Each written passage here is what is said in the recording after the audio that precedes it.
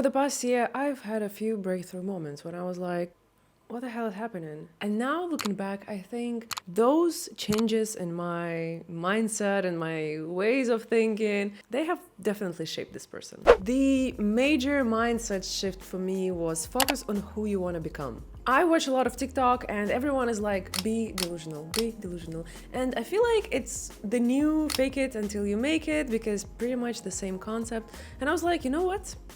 Let's do it. Let's do it. I choose to be delusional and I choose to think of the best version of myself possible. And whenever I have any doubts, I'm like, would the best version of Yulia do that? For example, when I want to skip my workouts, I'm like, but will she do that?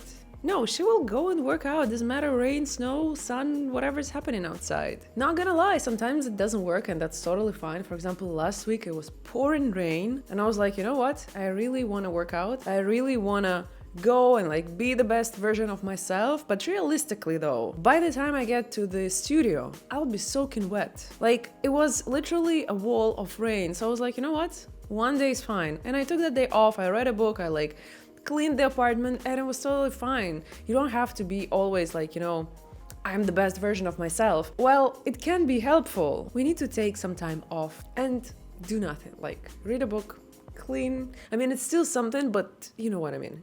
As the queen herself, Marie Kondo, said, if it doesn't spark joy, get rid of it. And it's not only about physical stuff, about clothes and like whatever. It can be applied to pretty much everything. This year, especially the last few months, I was like, you know what? I'm so tired of those people on Instagram and people like on Twitter and whatever. I just like unsubscribe massively from all of those accounts that I don't like. I'm bored. Whatever. Same on YouTube. Some channels, they were like dead for years, but I still had them in my subscription thingy. I was like, you know what? Done.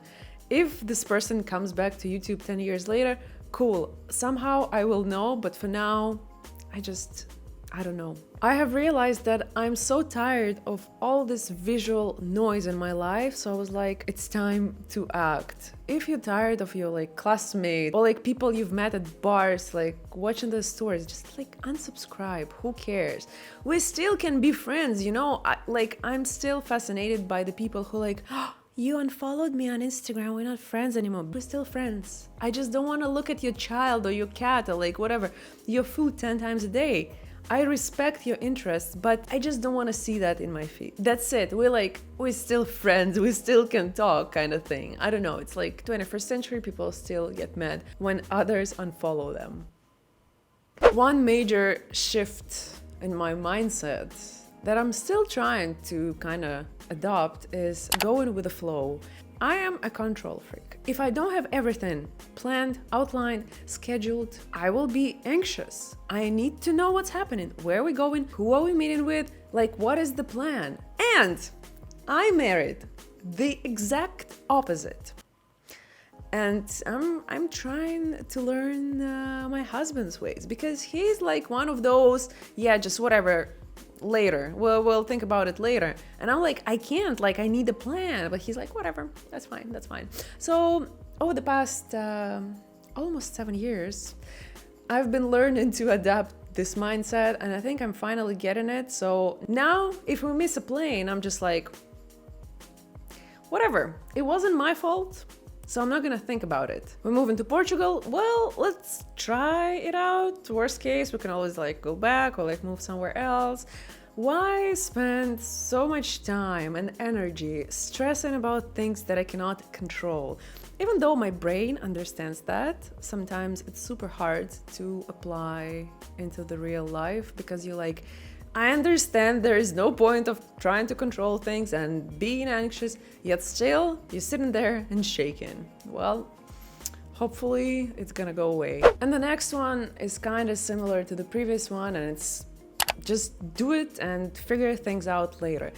I have so many interests and I have so many things I want to try and do, And I always have like excuses. I always like, oh, what if this, what if that? Even this channel, I've been thinking about it for like a year or something. And I was talking to my friend and I was like, I really want to do those like, you know, chatty videos and like vlogs, but my main channel is like education and serious stuff. And my friend was like, well, maybe you should make another one. And I was like, but like, what if this, what if that? Maybe I should post on my main one. But then like last month, I was like, you know what? Fuck it. I'm just gonna create this channel, see how it goes. If it doesn't work well, I'm just gonna delete it, that's it. If it works well, good for me. I have 2 channels now. Instead of overthinking and trying to plan everything and schedule everything, I just created this channel without a content plan, without anything. I just knew I needed a place where I can share my thoughts, my life, I don't know, things that do not belong to the main channel. And here we are. And I'm glad that I did because, I don't know, I feel so happy when I film those videos. It's just a whole different thing. Don't get me wrong, I still like to film videos about education, but sometimes they get really boring because it's like a list of cities to live in Canada, a list of cities to live in Portugal. Yes, they're helpful. I watched those when I was moving to Portugal as well, but filming those, I needed something for my soul. And finally, the biggest one, the biggest mindset shift for me this year was that skinny does not mean healthy. And I'm saying hello to all my ED girlies out there because I know it's a major problem in our society.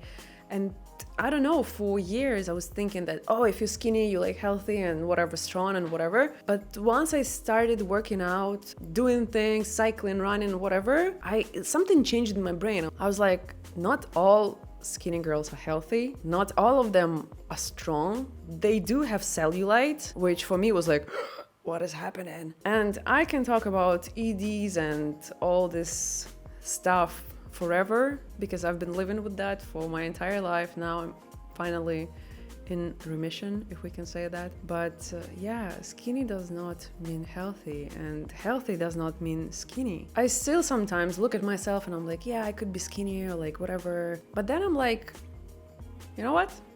You are in perfect health, you are in perfect, almost shape. Why the fuck do you need to be skinny? Like, people not gonna love you because you're skinny. Same as people didn't hate you when you were chubbier. Like, anyway, if we want a video about EDs, let me know. Let me know what mindset shifts have you made over the past year or planning to make. I guess it's hard to predict, but maybe you have a plan. You'll be like, you know what? Next year, I'm the main character. I don't care about others. I'll be Delulu and everything will work my way. Anyways, I hope you guys have a beautiful day and I'll see you very soon. Bye!